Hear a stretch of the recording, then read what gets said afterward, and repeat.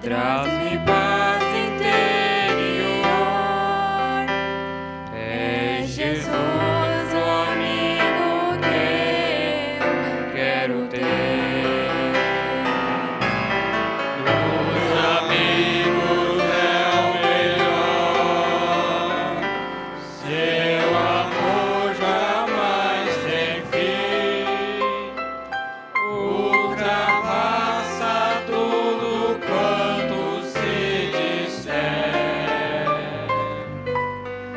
Quero dar-lhe todo amor, retribuindo amor assim. É Jesus o amigo que eu quero ter.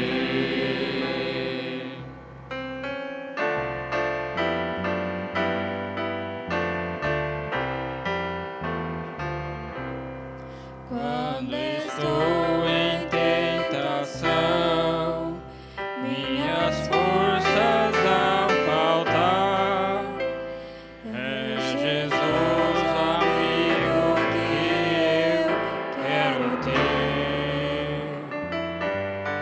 Pois seu braço traz escape, seu poder é salutar.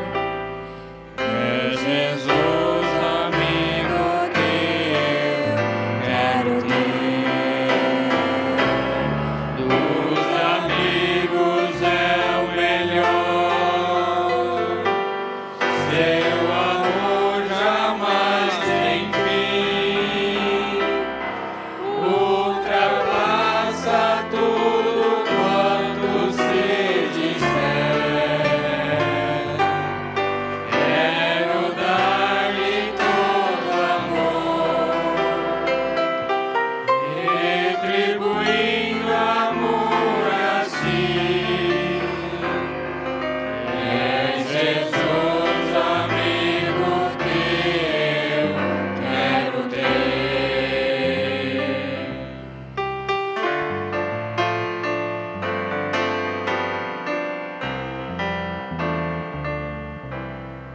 Quando eu bebo amargo cálice, trilho a senda da aflição,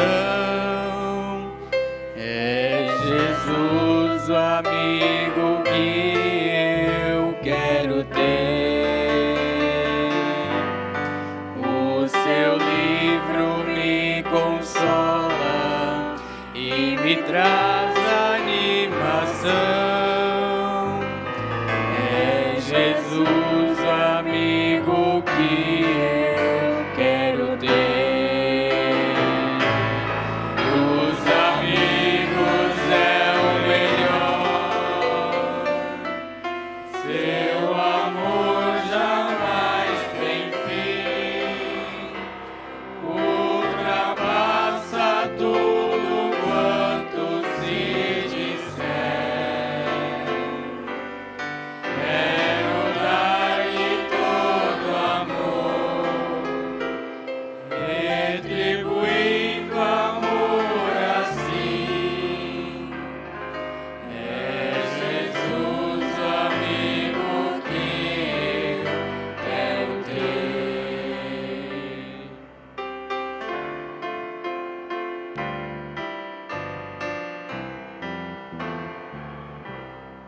Ao chegar àquele rio, esperando ir além, é Jesus o amigo que eu quero ter.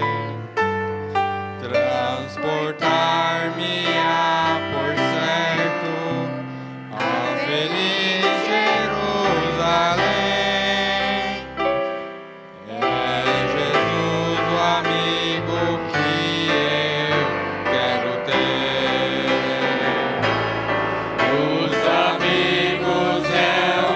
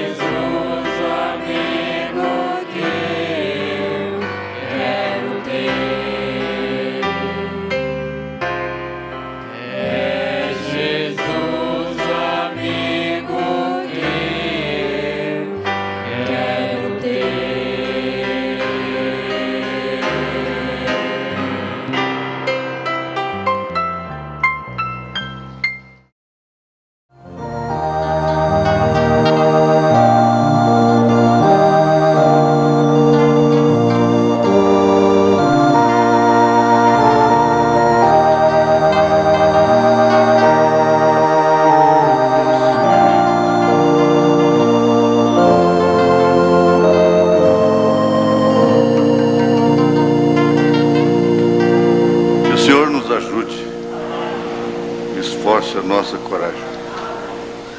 Pois bem, tivemos 2 hinos maravilhosos, né?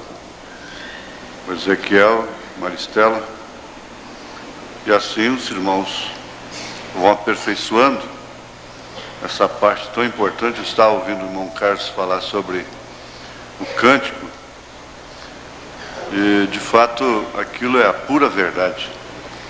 Você chega indisposto, indisposta, e começa a cantar, logo você vê que sai uma coisa, parece desembucha, não?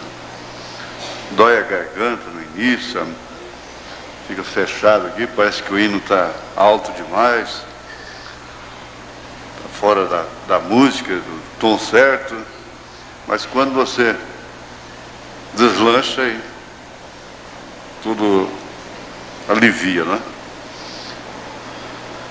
Pois bem, nós vamos ler a Bíblia em 1 Samuel capítulo 10, apenas o verso 9.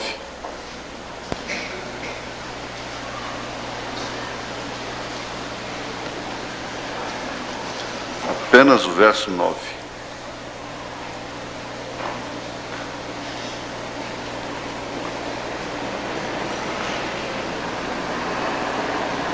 E sucedeu, pois, que virando ele as costas para partir de Samuel, Deus lhe mudou o coração em outro.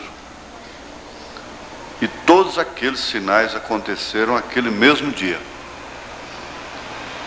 Senhor Deus, Pai amado, a mudança do coração pode significar a salvação da alma, a solução dos problemas.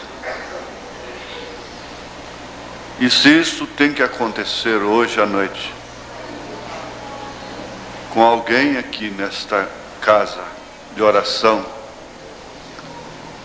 que isso possa acontecer, começando da plataforma até na portaria, Senhor. Em nome de Jesus Cristo, perdoa os nossos pecados. Amém, Senhor. Um minutinho. Eu estava querendo cantar esse hino de pé. Muito obrigado. Que mudança em mim fez o meu bom Jesus, vindo ele ao meu coração. Deu-me paz divinal, deu gozo e luz, entrando em meu coração. Não tem no hinário da igreja não, irmão Carlos? Não? É isso aí. Que mudança em mim fez o meu bom Jesus, vindo ele ao meu coração. Deu-me paz divinal, deu-me gozo e luz, entrando no meu coração.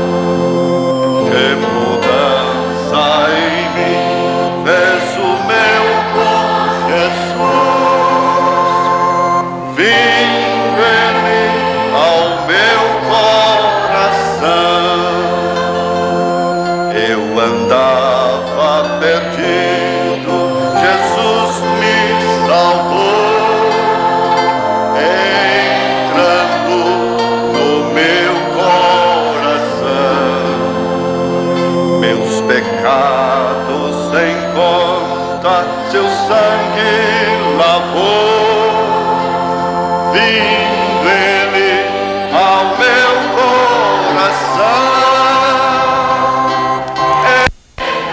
Entrando no meu coração, entrando no meu coração, e mudança em mim fez o meu Jesus, vem ao meu coração.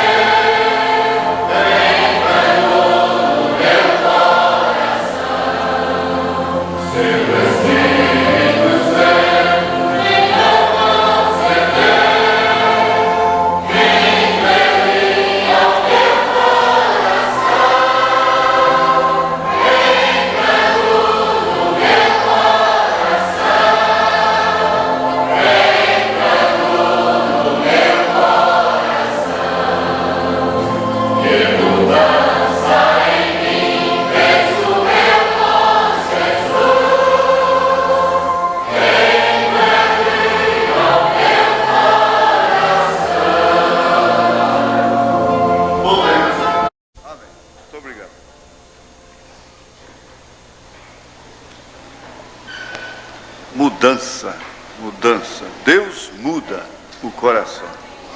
Nós temos vários fatos nas Escrituras registrando mudança de coração, endurecimento de coração. Deus pode todas as coisas. A maior floresta do mundo é a Amazônia, floresta amazônica. E lá não cai uma folha se Deus não permitir. Até mesmo a árvore. Quem muda é Deus. O homem pode fazer um caroço de feijão com todas as propriedades de um feijão, propriedades nutritivas. Mas tem uma coisa: ele planta aquilo e nunca nasce, nunca brota. É uma coisinha que tem ali, que é a vida. Ali é Deus. É Ele que faz aquela metamorfose. A semente cai, madura, cai. Se ela cair verde, ela apodrece. Então cai depois de madura, apodrece, na verdade, mas com vida. Então Deus faz aquela transformação, aquela mudança. Sem Deus nada se realiza neste mundo. Nem mesmo a bala do revólver sai para matar um pai de família. Isso aí é uma lei criada por Deus. Uma certa feita, o profeta de Deus, no desespero da vida, ninguém deve copiar isto. Ele pegou um Smith, daqueles que não falham, revólver, daqueles americanos mesmo, e puxou no ouvido. Mas Deus saiu da pólvora, da espoleta. Ali não tinha vida. Não saiu um tiro sequer. Ele, desesperado, jogou o revólver para lá. Aí Deus deixou a vida da espoleta entrar de novo. O revólver disparou, a bala pegou na parede. Então, ninguém deve experimentar isso, porque se você experimentar, a bala sai, não é? Ele não fez experimentando. São acontecimentos que marcam a vida de um profeta, que nós não entendemos. Mas ele criou a natureza com mudanças diversas, começando pelas estações do ano. Nós temos aí o inverno, o verão, o outono, a primavera, as estações. Ele fez com que a lua tivesse influência sobre a terra, de tal forma que tudo quanto é raiz deve ser plantada para brotar na lua minguante. E o pai do profeta, irmão Branham, falou para ele sobre plantar, sobre coisas assim. Não, a lua não está boa. E o irmão Branham disse: eu não vou plantar na lua. Ele disse: então plante, você vai bater com a cabeça na parede. Faça isso fora da lua, certo? Então tem a lua fazendo mudanças, até mesmo exercendo influências sobre o homem, sobre a mulher. Existem o zodíaco, os signos, que fazem inclusive a sincronização da vida dos próprios seres e regem acontecimentos, como aquela estrela guiou os pastores até onde estava Jesus. E tudo isso tem uma regência, a ponto do profeta dizer, uma regência zodíaca. Ele disse que o zodíaco é uma Bíblia aberta. rege assim. Eles dizem, os estudiosos, os astrólogos, dizem que Judas e Caifás era de Capricórnio, Jesus era de Áries.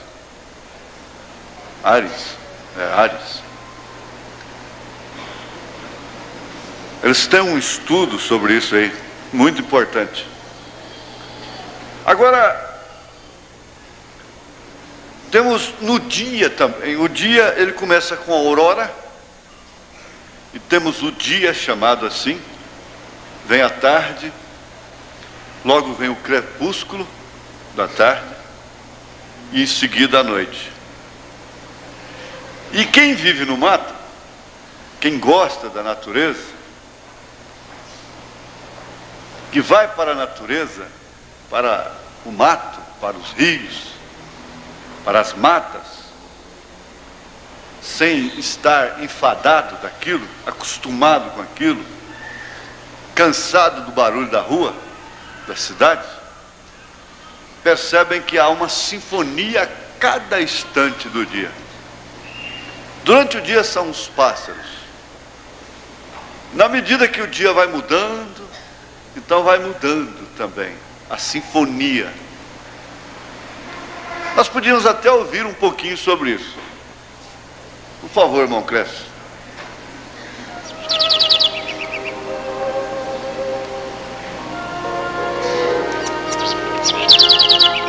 Isso aí está chegando à tarde.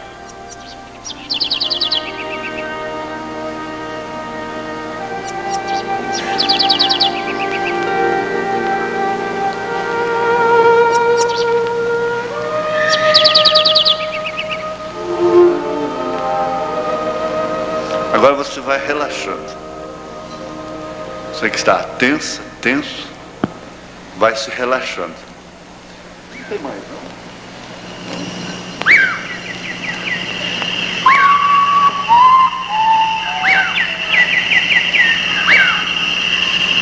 Agora você está numa rede, lá dentro da mata, sozinho. Isso é à noite. Amanhã eu vou, eu curiando. Amanhã eu vou para a igreja. Amanhã eu vou para a ceia. Amanhã eu vou mudar. Esse é o brutal. Isso faz a gente chorar. Veja só, como são bons amigos. O irmão Vicente está aí.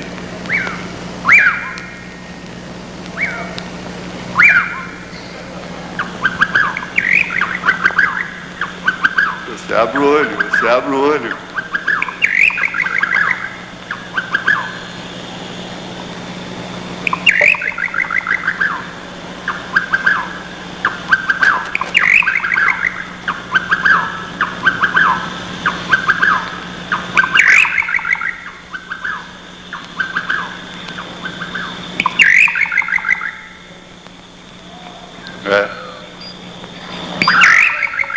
Eu fico sozinho, eu e Deus.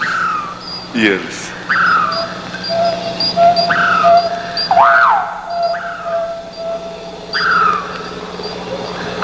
Vocês não sabem quanto isso é bom.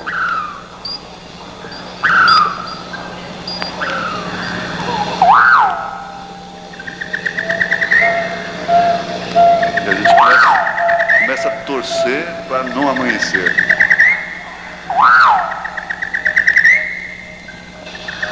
Esse aí já está na madrugada, esse camarada aí. Ele dormiu cedo e agora acorda de madrugada.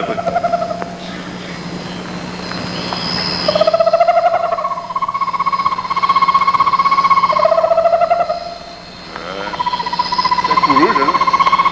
É coruja. A sua noite é sultana.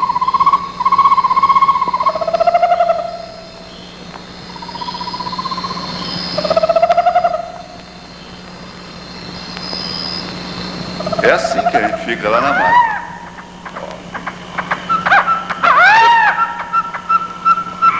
Já está amanhecendo já. Não deu nem um tiro.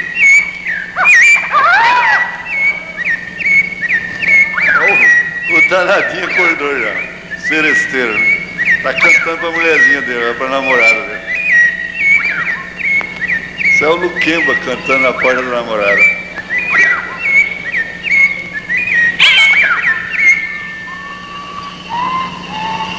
O Urutau ainda tá acordado?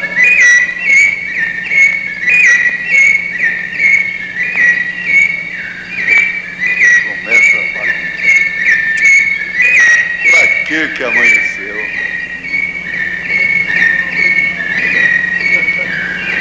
A gente ouve sozinho, a gente chora. Não, o irmão Vicente não tá aqui não? Tá não? Ah, tá ali. Ele chorou ali no escritório com ele. Não, pastor, não tô chorando não. Olha ele.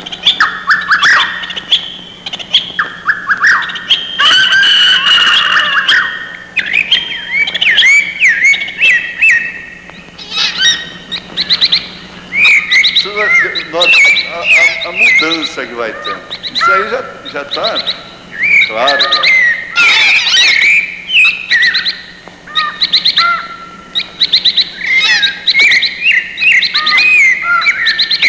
Já aqui.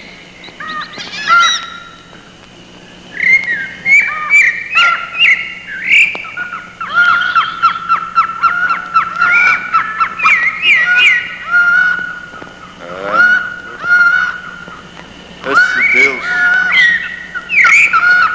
Aí você vai vendo a mudança. Depois durante o dia, aí vem a tarde, começa tudo de novo.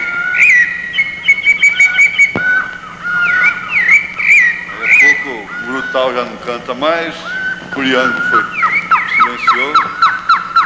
Aí entra essa coiseira toda, Coana.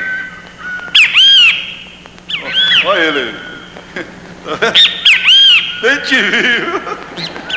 Eu te falei. Eu bem estou te vendo. Estou te vendo aí no galho do pau, viu? É. Vai embora, rapaz.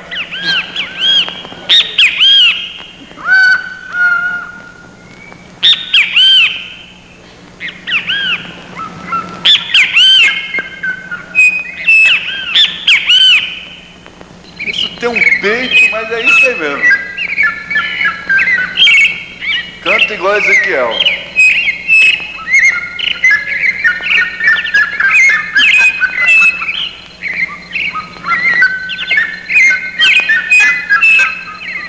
Bom, irmão, aí então vamos fechar aí, ó. Deixa os passarinhos agora.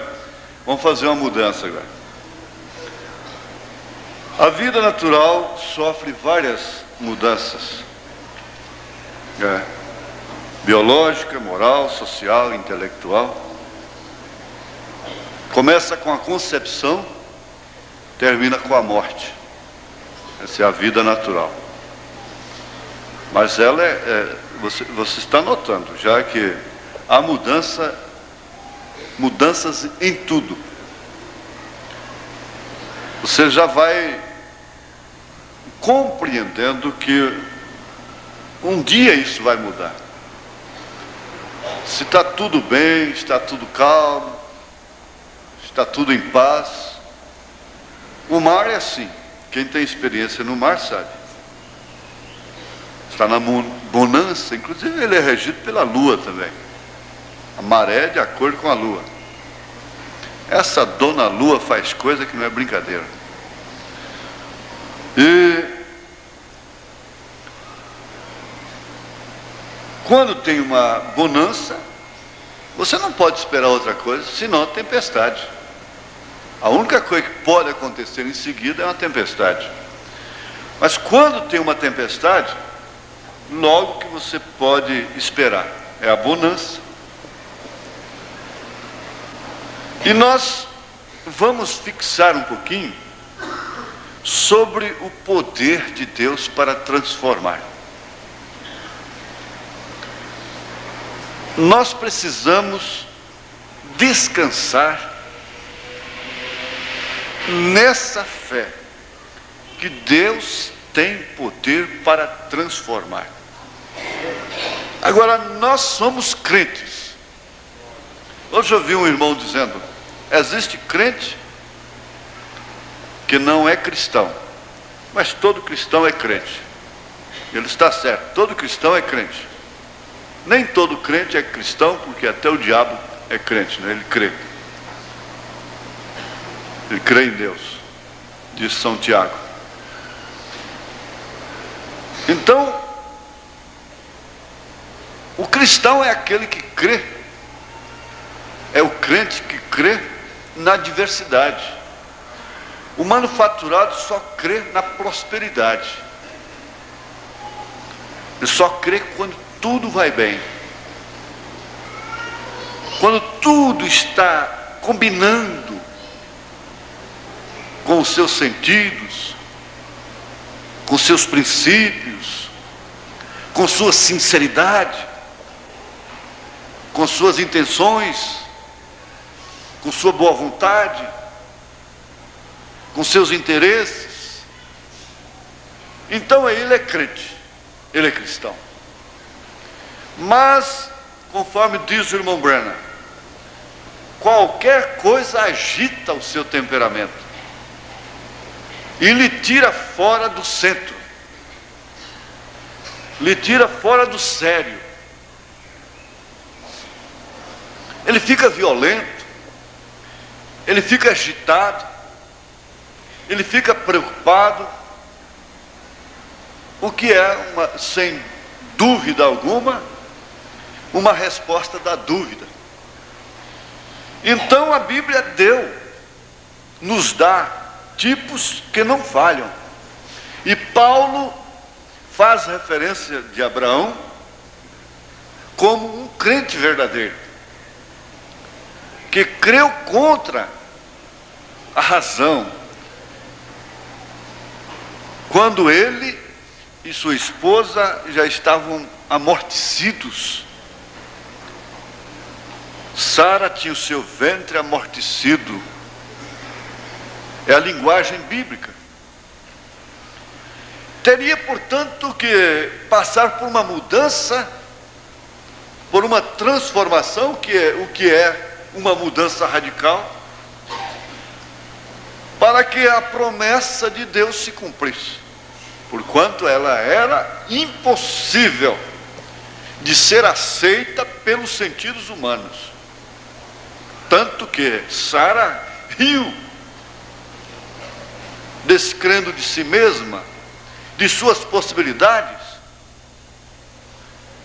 E quando nós estamos ouvindo a pregação do Evangelho, muito especialmente a mensagem revelada para esta presente hora que estamos vivendo,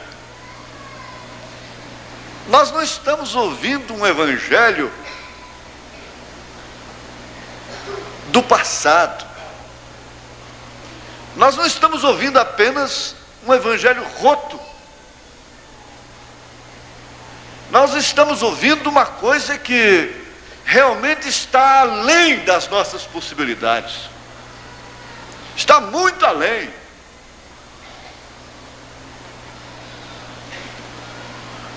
Porque eu tenho dito, e vale a pena ser repetido isto muitas vezes, eu dou conta de ser batista, dou conta de ser presbiteriano, qualquer pessoa pode ser pentecostal, católico, adventista,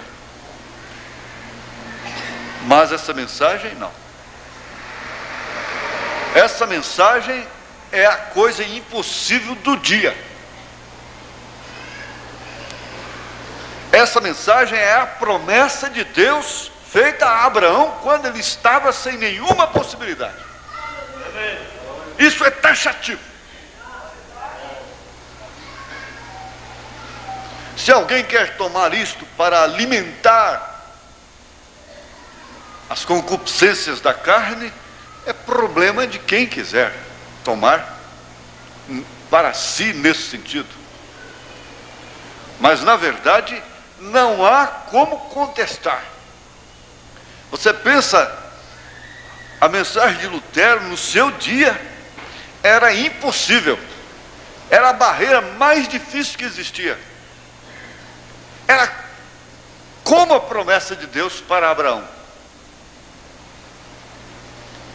Sempre a mensagem da hora foi maior do que o homem, porque ela sempre foi Deus. E quando Elohim estava lá com Abraão, não foi Abraão quem fez propósito para com Elohim, para com o Senhor. Não foi Abraão que fez promessa para o Senhor, para aquele Elohim que estava com ele. Foi Elohim, é claro, o Senhor, quem fez promessa para Abraão, porque o poder estava com ele. Era o mesmo Deus que estava ali, que pegou o barro lá no princípio, que fez o homem e soprou e lhe deu vida, transformando o pó em carne, ossos e sangue, sistema cardíaco, cerebral, nervoso, estomacal, intestinal. Era o mesmo Deus que estava ali, gente. E é o mesmo Deus que está aqui. Ele continua sendo o mesmo ontem, hoje e eternamente. Você sabe que o profeta chegou na casa da irmã Muser Hat. Ela era uma fiel cristã, uma mulher que trabalhava na enxada e tinha uma fé perfeita. Ela cria naquele seu amigo profeta. Ela cria de coração em tudo que o irmão Branham contava para ela, falava para ela. E um certo dia o irmão Branham contou para ela que ele estava num determinado lugar, que inclusive não era a região de esquilo, numa árvore onde o esquilo não vive, não é habitat dele. E Deus falou com ele para falar a palavra falada. Então, falando a palavra, o esquilo apareceria lá no galho daquele sicômoro. E ele mataria. E foi exatamente o que aconteceu. O irmão Branham falou a palavra e o esquilo apareceu lá. Pela palavra falada. Não existia nada. Aquele mesmo haja isto, haja aquilo, lá de Gênesis, capítulo 1. Haja isto, haja aquilo.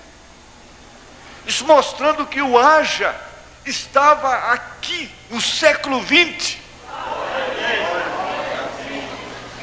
E contando isso para aquela viúva, irmã, ela simplesmente creu no seu coração. E quando ela creu, caiu o poder do Espírito Santo, tomou conta da casa. Os seus 2 filhos estavam brincando ali, não eram convertidos. E o profeta disse, em outras palavras, o que você quer que mude aqui nessa casa? É a situação financeira? Qual é a mudança que está precisando a minha casa nesta hora? A sua casa? De qual mudança? Em que sentido? O que é preciso ser mudado aqui? Toma essa pergunta para você. Se você tivesse oportunidade de mudar uma coisa hoje, uma apenas, Deus te desse essa oportunidade agora, de mudar um quadro em sua vida, em sua casa, o que é que você lhe pediria agora? Uma mudança financeira? Pois bem, se você quiser, então vai aparecer dólares na sua mesa. Você está precisando? Essa é a sua maior necessidade? Você está precisando de dinheiro? Seu problema é financeiro? Então Deus vai resolver esse problema financeiro seu. O que é que você pede agora para que seja mudado em sua vida? Uma coisa que venha de fato mudar a sua vida.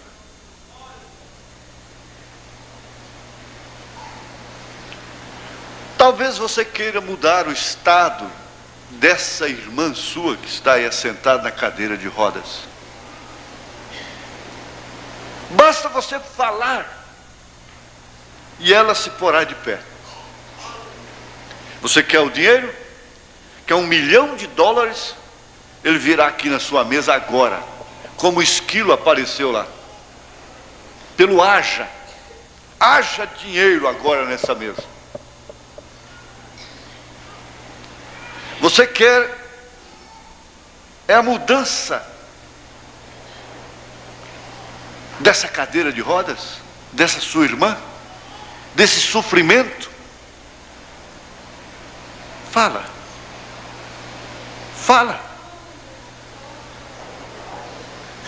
Mas acontece que quando ela falou, ela disse: eu quero a conversão dos meus filhos. Que o profeta apenas olhou para eles. Eles mudaram de cor. Começaram a chorar. E ele disse: eu lhes dou os seus filhos. Amém. Houve uma mudança ali dentro. Pelo pedido da mãe.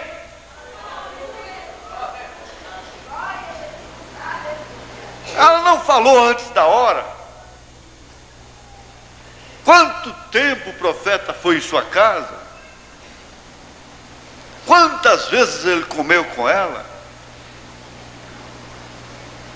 Chegou o dia, chegou a hora exata para aquilo acontecer. E ela soube pedir, ela soube aproveitar.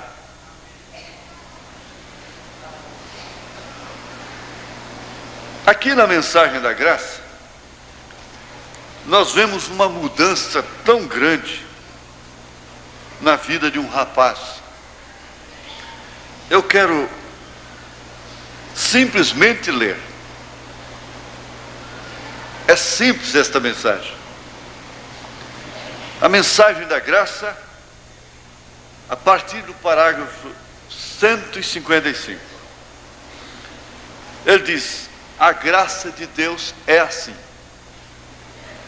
Deixe-me lhes contar uma história concluindo. A graça de Deus é assim. Certa vez havia um poderoso rei, e este rei poderoso tinha um filho, e ele era o seu filho único.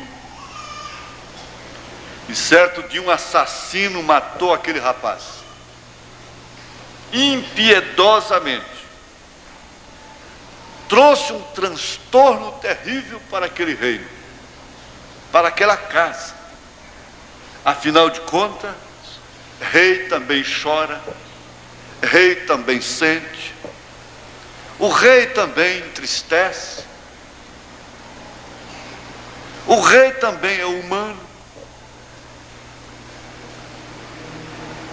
E de um momento para o outro,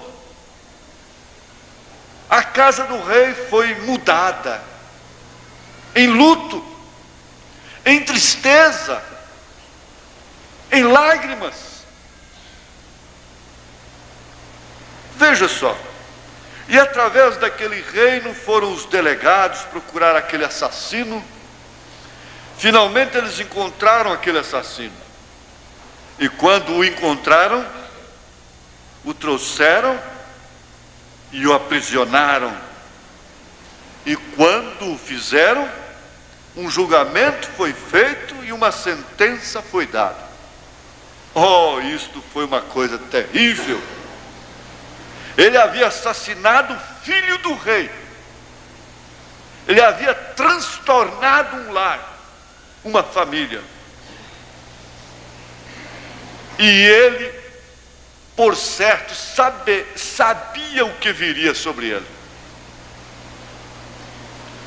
Eles o colocaram em outra cela secreta e trancaram as portas, acorrentaram suas pernas para que ninguém, os guardas ao redor dele, porque sabemos que tipo de punição terrível este rapaz iria receber, porque ele havia matado o filho do rei, o real filho do rei. Ele matou o rei, portanto, o sucessor do rei, aquele que seria o rei quando seu pai morresse. Ele foi colocado nas celas secretas, despido, vestido com nada a não ser uma tanga. E lá estava sentado naquela condição, morrendo de fome, não davam nada para ele comer. Ele estava sentado naquela condição e ninguém podia mudar aquela condição. Pesava uma sentença sobre ele. E seu pai, e sua mãe, e nenhum advogado, e nenhum pastor, e nenhum papa, nenhum bispo, nenhum cartão de político, nenhum deputado, nenhum senador, ninguém podia fazer uma mudança naquele quadro. Então eles o trouxeram para fora para o julgamento.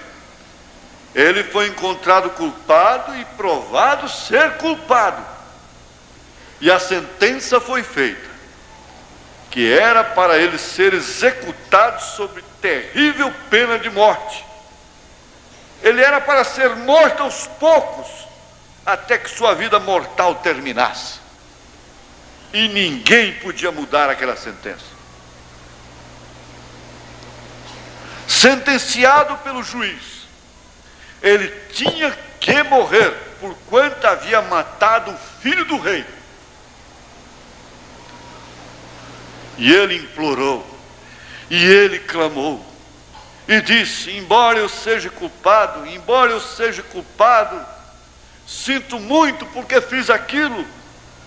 Em um momento, em um estado de fúria, eu fiz. Eu não quis fazer aquilo daquela maneira.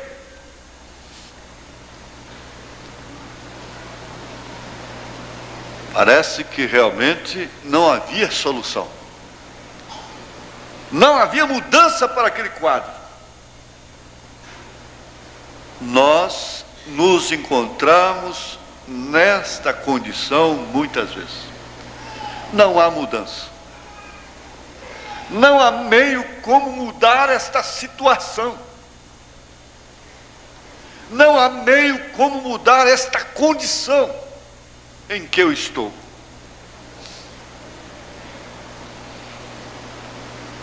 Não há meio como mudar sua casa.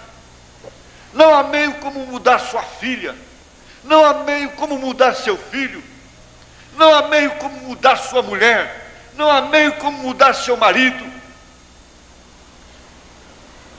Por certo, seu casamento está falido. Por certo, você se sente perdida. Se sente perdido em determinada coisa, em determinado sentido.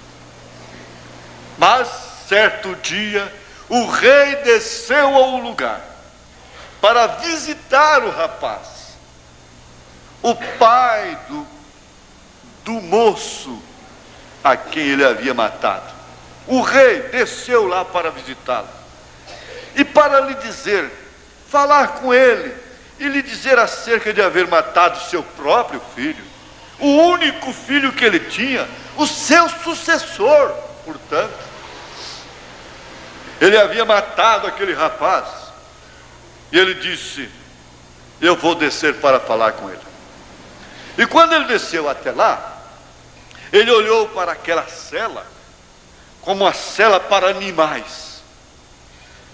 Ele viu seu pequeno e magro corpo deitado lá atrás em um canto, chorando. Seu rosto bem fundo, sua boca também, seus olhos bem fundos.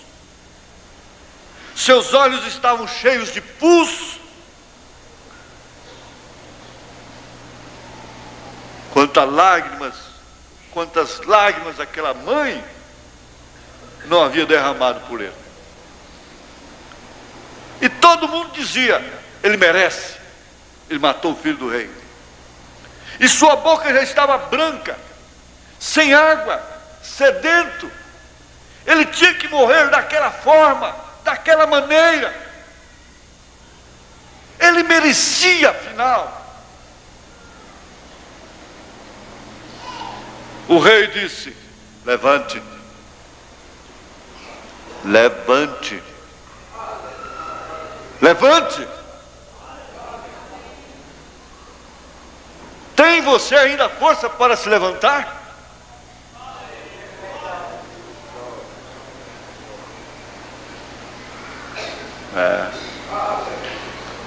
Levante. Eu não posso pregar nisso aqui agora, mas levante.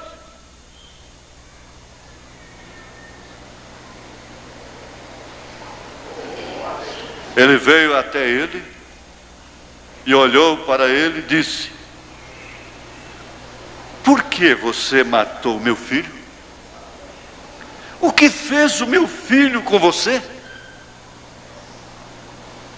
O que ele fez para merecer tal morte da maneira que você o matou, golpeando com uma lança até a morte?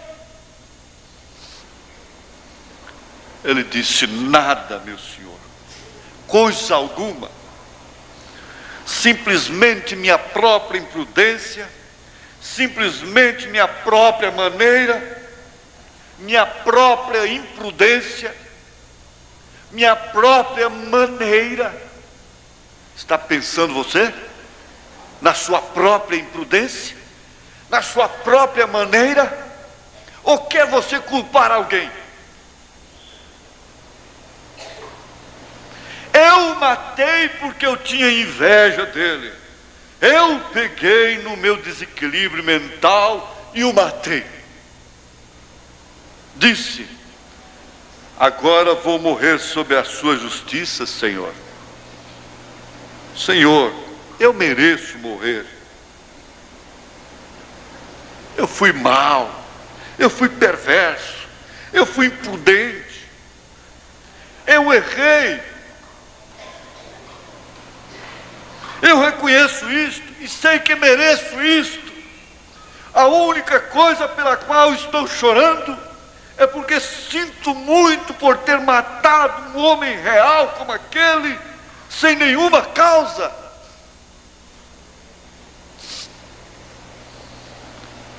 O rei virou os seus calcanhares e saiu. Foi até uma escrivaninha e disse: destruam todas as anotações. Deus pode mudar o quadro. O rei estava mudando o quadro.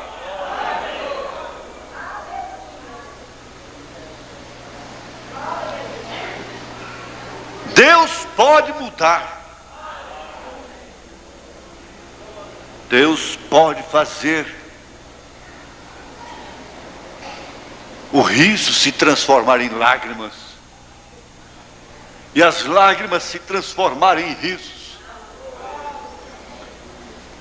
Deus pode mudar água em vinho. Deus pode transformar coração de Maria Madalena, coração de Zaqueu, coração de Samaritana, coração de Raabe, coração de dois rapazinhos sem educação, sem respeito. sem reverência, que estavam ali na casa daquela viúva. Deus pode mudar. Destruam todas as anotações. Você sabe, coloque-as no mar do esquecimento. Mas esquecer que esse rapaz matou o seu filho, quem pode esquecer? Eu não esqueço o que ela fez para mim. Eu não esqueço o que ele fez comigo. Eu não posso esquecer. Mas Deus pode esquecer tudo que você fez e tudo que você faz. Você não pode esquecer-se de quem te ofende, de quem fala de você, de quem te fere, às vezes até com razão.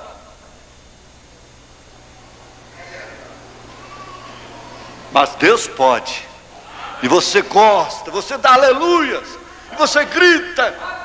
Você lembra do velho crente que estava lendo a Bíblia lá no sótão, lendo aquele livro de geografia, quando leu que há um lugar no mar que não tem fundo.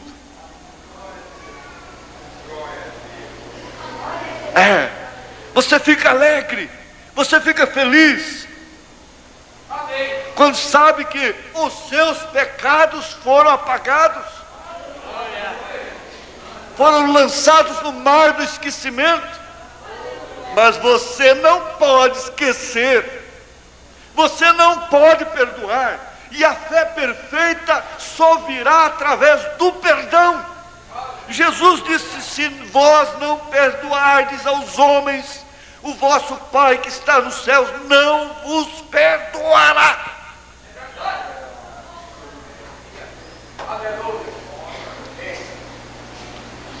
Por isso, muitas vezes os errados ficam mais certos diante de Deus, e os que têm razão se condenam. A pessoa corre muito mais risco, ela está correndo muito mais perigo quando ela está cheia de razão.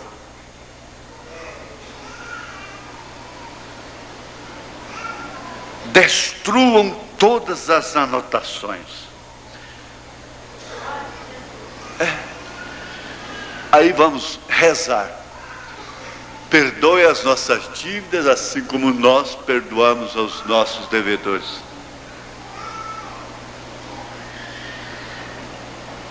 Esqueça-te do que ele te deve. Esqueça-te.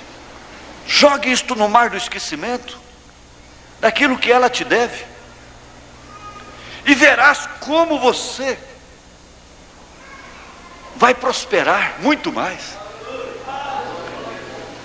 Destruam todas as anotações, lavem-no, justifiquem-no pela fé e traguem-no à minha presença.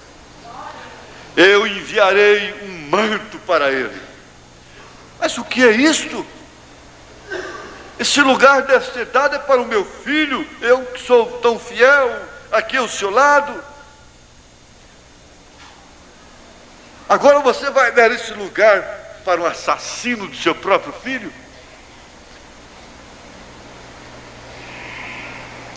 Depois de algum tempo, um grande limousine, um grande carro, chegou até a porta. Quando chegou, um carpete foi estendido até a porta da prisão. Isso aí é a soberania. Nós não queremos que Deus faça nada por pessoas mais indignas do que nós. O evangelho social não quer permitir que as meretrizes e os ladrões entrem no reino dos céus. Mas acontece que o evangelho mesmo não está com a sociedade. A sociedade não tem evangelho.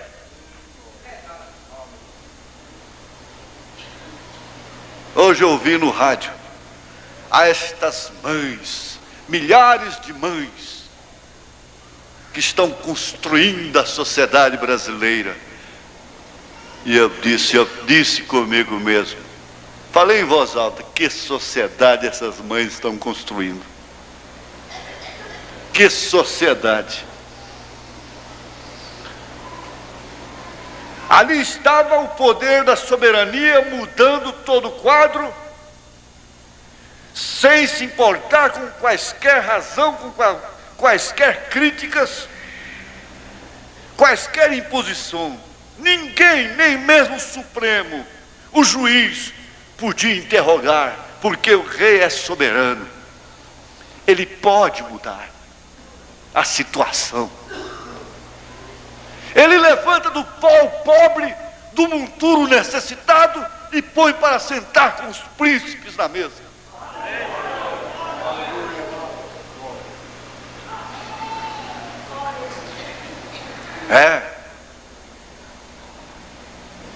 Aí então o rei se pôs de pé na parte de trás do carro e disse: venha, meu filho, venha.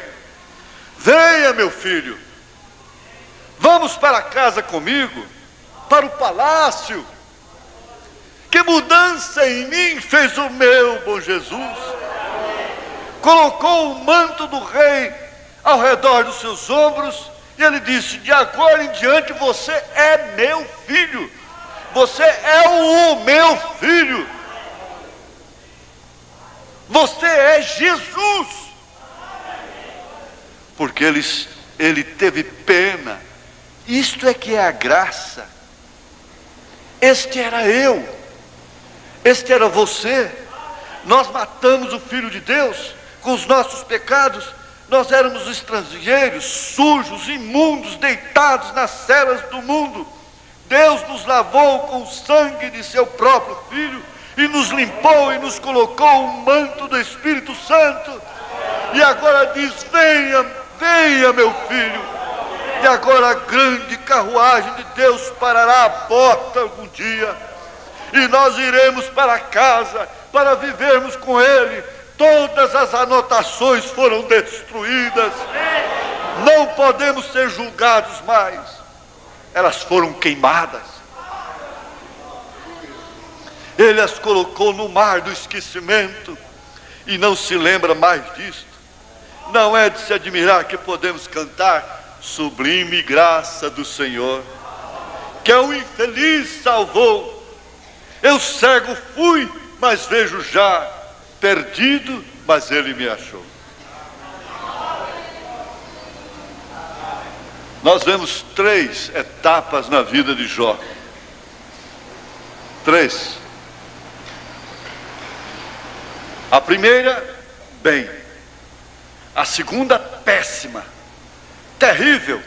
Houve uma mudança para pior.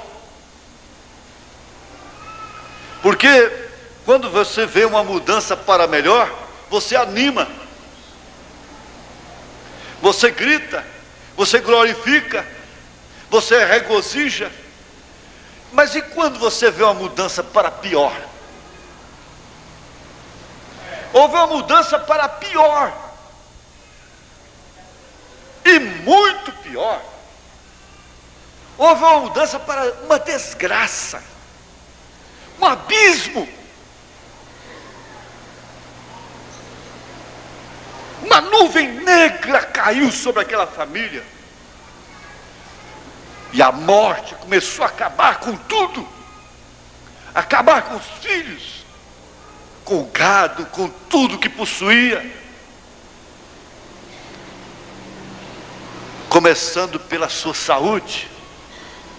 Ele ficou leproso. Ficar leproso naquela época seria como ser adético agora. Aidético.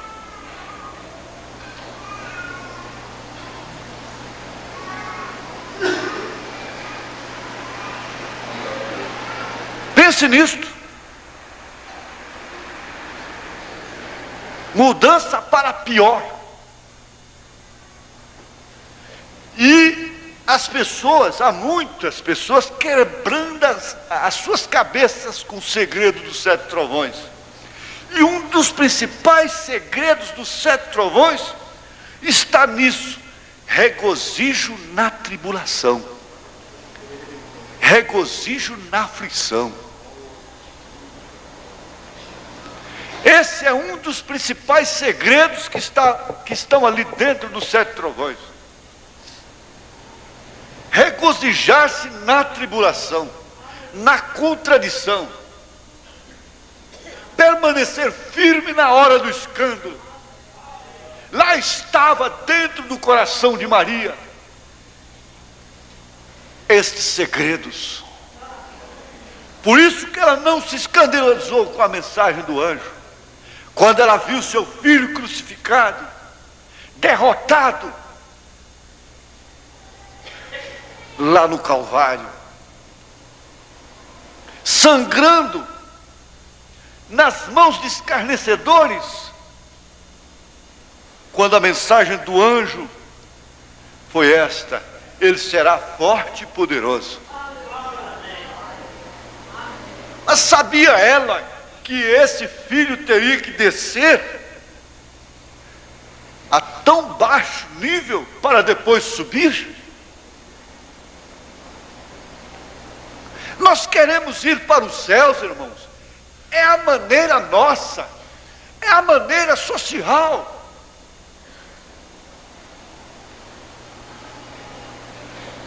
E Deus trabalhará com cada um. São pais de famílias provando vergonhas dentro de casa. Pais e mães que criaram seus filhos, suas filhas, com maior zelo, com maior carinho, com a maior responsabilidade possível, vendo-as agora jogadas nas mãos do inimigo, e eles não podem fazer nada.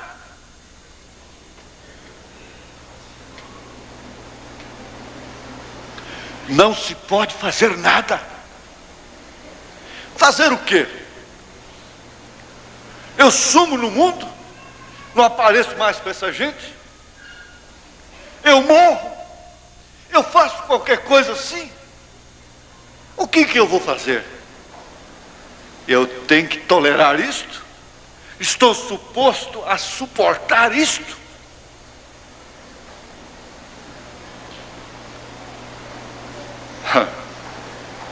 Mudança para pior. Depois que nós recebemos esta mensagem, as nossas vidas ficaram muito mais difíceis. E depois que Abraão recebeu a promessa, sua vida ficou muito mais custosa. Depois que Maria recebeu a mensagem do anjo, sua vida ficou tão custosa que ela não podia nem mesmo entrar na igreja. Ela ficou grávida.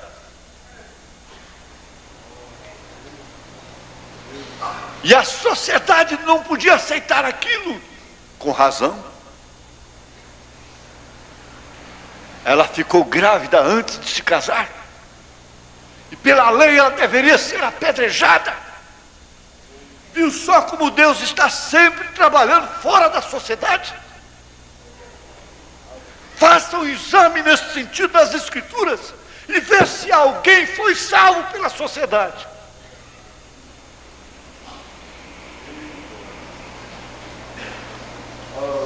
Pelo contrário, a sociedade crucificou a Cristo.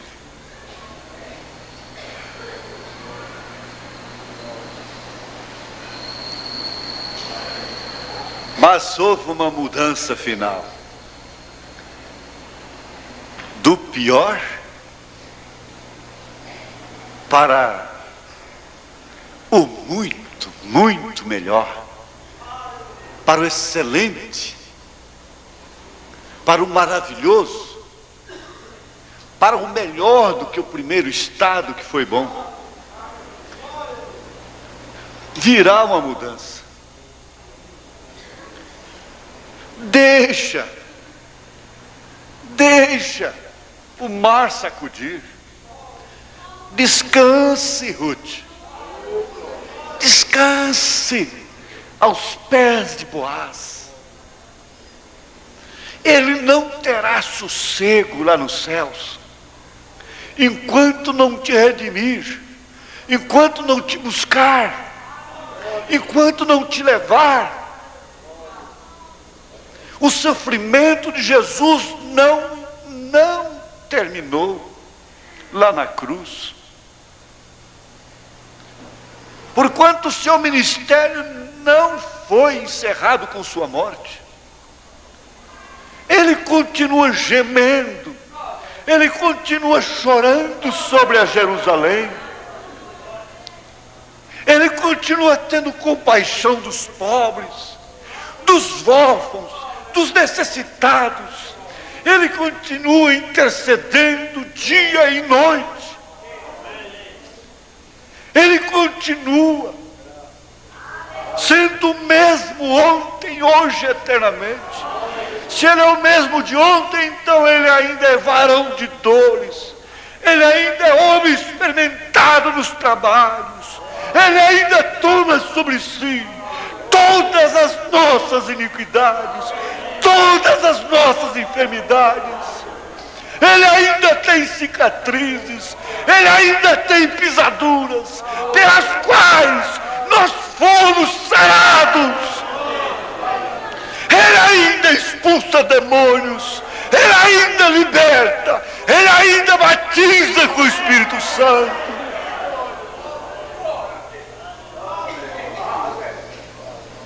Ele ainda muda corações, ele pode transformar um coração duro, empedernido.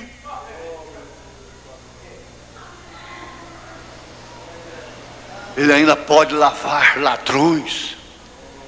Paulo usou esse termo, mas haveis sido lavados. Ladrões, adúlteros, afeminados, sodomitas. 1 Coríntios 6. Mas haveis sido lavados e justificados. Ele ainda pode. Ele ainda pode. Ele ainda pode dizer: levanta-te. E o filho pródigo dizer: levantar-me-ei, irei ter com meu pai, e dir-lhe-ei: Pai, pequei contra os céus e a terra, contra ti, Senhor. Não sou digno de ser chamado teu filho. Mas a soberania lhe dá um anel, lhe dá sandálias, lhe dá roupa limpa, lhe dá o manto do filho. 3 etapas também na vida do filho pródigo: uma boa, outra desgraçada, outra gloriosa. A igreja não quer isto.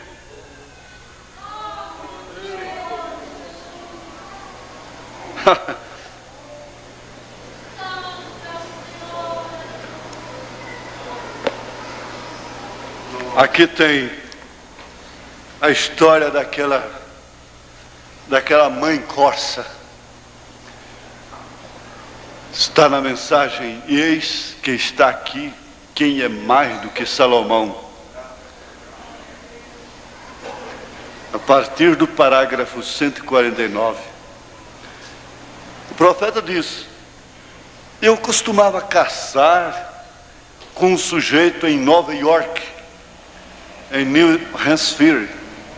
Antes de mais nada, ele era um bom caçador. Seu nome era Bert. Ele era um inglês. E seus pais atalharam aquilo, onde eles chamam Jefferson Knot.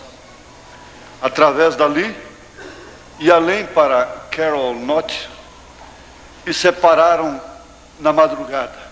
Havia um índiozinho a pouca distância dele também, mas ele era um dos melhores atiradores que eu já tinha visto, e um dos melhores caçadores. Você nunca precisa se preocupar ao sair caçando com ele. Ele sabia onde ele estava. Eu costumava gostar de caçar veados ali, e eu ia cada outono caçar. Ele era um caçador tão bom, mas ele era o homem mais cruel que eu já encontrei em minha vida. Ele tinha olhos como um camaleão, e ele apenas, aqueles tipos, vocês sabem, igual as mulheres tentam pintar seus olhos hoje, espécie de camaleão, Bem, ele realmente tinha aquele tipo de olhos, e aquilo não parecia como humano para mim. E assim eu sempre tinha uma espécie de ódio em olhar nele. E por que anda com ele, irmão Branco? Ele era tão magro. Vocês sabem, viam-se aqueles olhos lateralmente. E ele amava ser desprezível. Ele atirava corças daqueles pequenos viadinhos, apenas para me fazer sentir mal. Mas, irmão Brana, por que você ainda anda com esse homem? Agora aqui está a diferença. Eu ando com ele porque eu vou salvá-lo. Agora você está andando com ela para salvá-la, ou ela que vai te levar para o abismo? Aí tem uma diferença muito grande. O irmão Brana andava com o Davi, andava com esse Bert, mas veja só, que influência o Bert teve sobre o irmão Brana. E que influência as companhias suas. É completamente diferente, não é?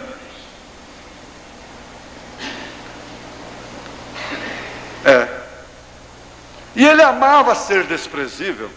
Ele atirava corças daqueles pequenos viadinhos apenas para me fazer sentir mal. E ele dizia: "Oh, pregador, você é como o restante deles. Você é um coração de galinha. Você poderia ser um bom caçador se não fosse um pregador." Eu disse: "Eu estou caçando almas, Bert." E eu disse: "Você tem uma que está perdida, Bert." E ele: "Pegue a próxima para você." Disse: "Billy, você está certo, mas," disse, "não fale este tipo de coisa comigo, tá?" Assim ele atirava aquelas pequenas corças, e aquilo me fazia sentir mal. Agora, está certo para matar uma corça, se a lei permite, agora do tamanho, o sexo, exatamente como a lei diz. Eu fui diretor de caças por muitos anos, mas olhem, Abraão matou um novilho e o ofereceu a Deus, e ali nada havia sobre matar corças, se a lei dizia. Mas não apenas atirá-los e deixá-los caídos ali, e agir com esperteza sobre isto. Está errado em fazer isto. Então eu simplesmente digo isto para justificar minha caçada aos irmãos aqui. Vejam vocês, de tal forma que vocês vejam o que eu estou tentando dizer. Agora vejam isto, que nós encontramos este homem.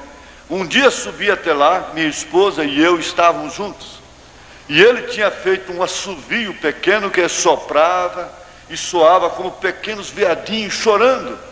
Vocês sabem, um barulho engraçado e impensado que eles fazem bem, tão logo nascem, não é? E eu tinha estado trabalhando, e eu não tinha terminado em tempo na reunião, e eu fui caçar com ele.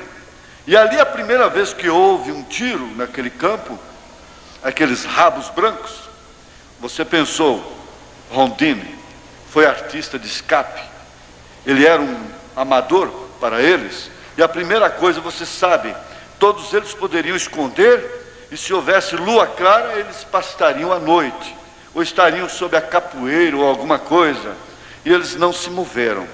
Então nós vimos aquele dia, e eu disse: "Bert, você não vai usar aquele assovio." Ele disse: "Pregador, você é coração de galinha." Disse: "Agarre o próximo para você mesmo." E começamos e colocamos alguns sanduíches em nossa camisa. E nós estávamos caçando, estávamos indo caçar até por volta de meio-dia, em cima, ao redor da beira do topo da área presidencial, e então separar e descer de volta. Se achássemos um veado, nós saberíamos onde ele seria abatido. Nós iríamos e o arrancaríamos em 1 ou 2 dias, e o penduraríamos. Assim havia cerca de 4 polegadas de neve, ou 6, alguma coisa assim. Estava uma boa hora para seguir a trilha. E nós começamos, fomos subindo a montanha, nenhum rastro. Não havia uma coisa. A lua brilhando à noite, e veado. Bert estava na minha frente, guiando o caminho, e eu caminhava seguindo atrás dele. Quer dizer, seguindo o perverso. O profeta é guiado pelo perverso. E ele parece ter se assentado assim. A neve estava seca. E ele começou a voltar, e eu pensei que ele fosse comer o sanduíche, e logo partiríamos dali, pois estávamos então bem em cima da montanha. E ele chegou a voltar aqui. E comecei a pegar meu sanduíche, e comecei a achar um lugar para colocar meu rifle. E comecei a pegar o meu sanduíche e olhei em volta. Ele havia trazido aquele pequeno assovio, que eu pensei, rapaz, é jogo sujo fazer aquilo. Assim ele tomou o apito e olhou para mim, aqueles olhos de camaleão, e olhou para mim. Ele colocou o assovio na boca assim, e eu disse, Bert, você não faria uma coisa dessas, faria? Ele disse, e ele soprou assim. E para minha surpresa, cerca de 50 jardas de mim, do outro lado, estava uma grande corça. Agora a corça é a mãe. É a mãe. Se fala tanto na mãe. E ali estava ela com seus grandes olhos castanhos e seus ouvidos aguçados. Vejam, ela ouviu.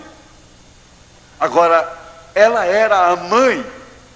Vejam, seus filhotes estavam chorando. E assim não importava se o resto deles saísse ou não. Havia algo nela. Ela era a mãe. Então Bert olhou assim, soprou novamente, bem devagar.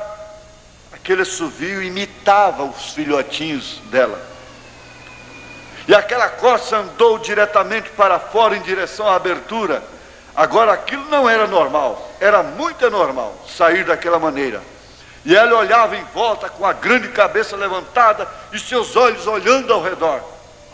Após algum tempo, quando o caçador mexeu-se para pegar a espingarda, ela tinha visto o caçador. Usualmente eles apenas apareceriam e iriam, correndo, sumiriam. Vocês sabem como é, rapidamente. Mas vocês sabem, ela jamais se moveu. Ela apenas parou e olhou para ele de lado. Tinha virado sua cabeça e olhado. Meu Deus, eu pensei, Bert, você não pode fazer isto. Tem que haver uma mudança aqui. Vejam, ela não estava ligando com a coisa alguma. Ela não estava com hipocrisia. Ela não era uma mãe hipócrita. Só que a mãe não pode se enganar. Porque ela pode levar um tiro, não é? Ela não estava agindo. Ela estava nela. Ela era sua mãe. E aquele filhote, não importava se custasse a sua vida, ele estava em apuros. Ela tentava achar aquele filhote que estava clamando por ela. Ele estava em apuros para ela. Ela era o instinto nela. Ela era mãe. E ela viu o caçador. Porém, sua mente não estava no caçador. Estava no filhote em apuros. Aquele pequeno veado. É por isso que ela não correu. E assim ele puxou a trava de segurança para baixo, sobre este 3006. Ele era um atirador certeiro. Ele apontou o rifle para baixo. Eu virei minha cabeça. Eu não poderia impedir aquilo. Eu não poderia olhar para ele.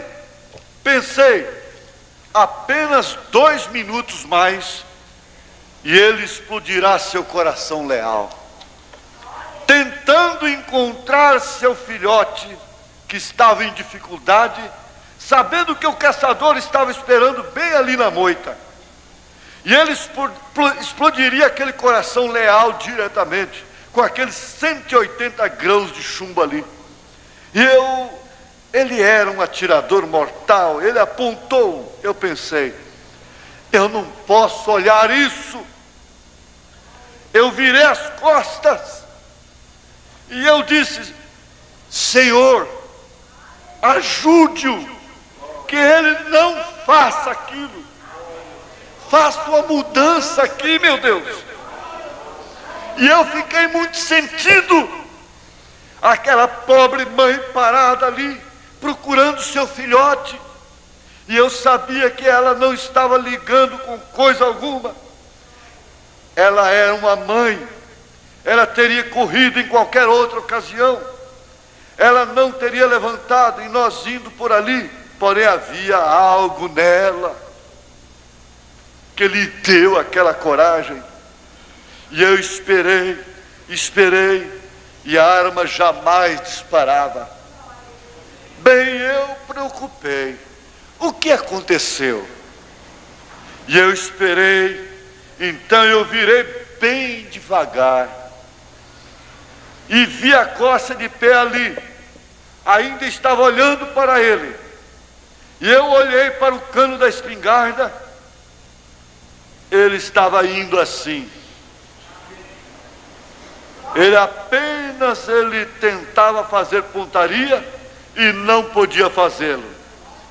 Ele atirou a arma no chão e olhou em volta para mim, e aqueles grandes olhos tinham mudado.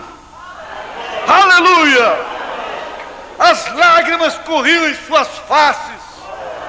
Ele me segurou pelas pernas da calça e disse: Billy, conduza-me para aquele Jesus de quem você tem falado. Ele mudou meu coração. O que era aquilo? Ele viu algo real. Aquela mãezinha corsa teve que demonstrar uma fidelidade, uma real lealdade, que fez com que aquele cruel caçador, que tinha o pior coração que jamais vi, não foi um sermão que eu preguei que mudou o seu coração. Foi o que ele viu, algo que era real, não era inventado, não era um engano. Aquela era uma mãe genuína, procurando pelo seu filhote, e aquilo levou a Cristo. Foi aquilo que fez a mudança. Ele é um diácono na igreja ali agora, um maravilhoso cristão, porque ele viu algo que foi imposto, não era manufaturado. Fiquemos de pé. Eu quero saber se há alguém aqui esta noite que alega ser um cristão, talvez um membro de uma boa igreja, de um grande número de pessoas, mas mesmo assim você sabe no fundo do seu coração que você não alcançou a cristandade em seu coração, que você não foi mudado, nascido dentro dele, como aquela mãe estava, corsa, nasceu para ser mãe, ela era mãe de um extremo ao outro. E você gostaria de tornar-se um cristão real, igual aquela mãezinha corsa era mãe? Poderia você levantar sua mão e dizer: ore por mim, irmão Branham, Deus abençoe você, Deus abençoe você. Todos em volta, em cima, todos os lugares onde as mãos são levantadas. E que Deus abençoe a cada um, que Deus esforce o coração de cada um, que Deus mude o seu quadro, em nome de Jesus Cristo. Aleluia! Ele mudou o coração de Saul.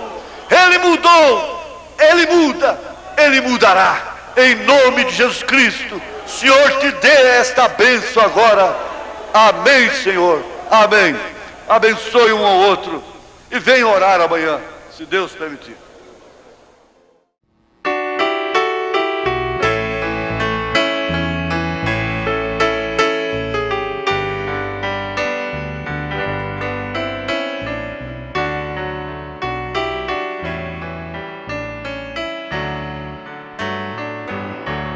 Olhando para Cristo com os olhos da fé, nele eu tenho firmeza, estou sempre de pé. Vivo olhando para Cristo para não vacilar,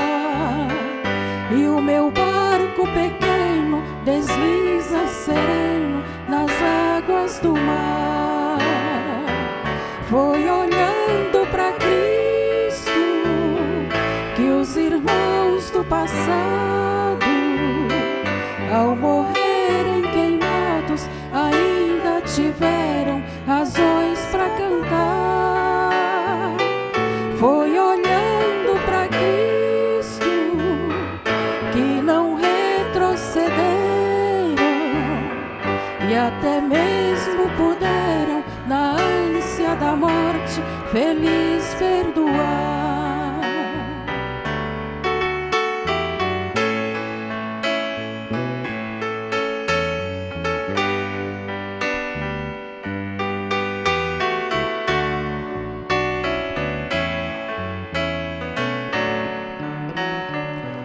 Vivo olhando para Cristo, meu farol divinar, minha luz do caminho que me livra do mar. Vivo olhando para Cristo, fonte de inspiração, dele vem melodia e a doce poesia da minha canção. Foi olhando para Cristo que os heróis se espelharam e jamais recuaram em meio às torturas e perseguições. Foi olhando para Cristo que seu sangue na arena aspergiram sem pena ao serem moídos por bravos leões. Foi olhando para Cristo que os irmãos do passado, ao morrerem queimados, ainda tiveram razões para cantar. Foi olhando para Cristo que não retrocederam e até mesmo puderam, na ânsia da morte, feliz perdoar. E até mesmo puderam, na ânsia da morte, feliz perdoar.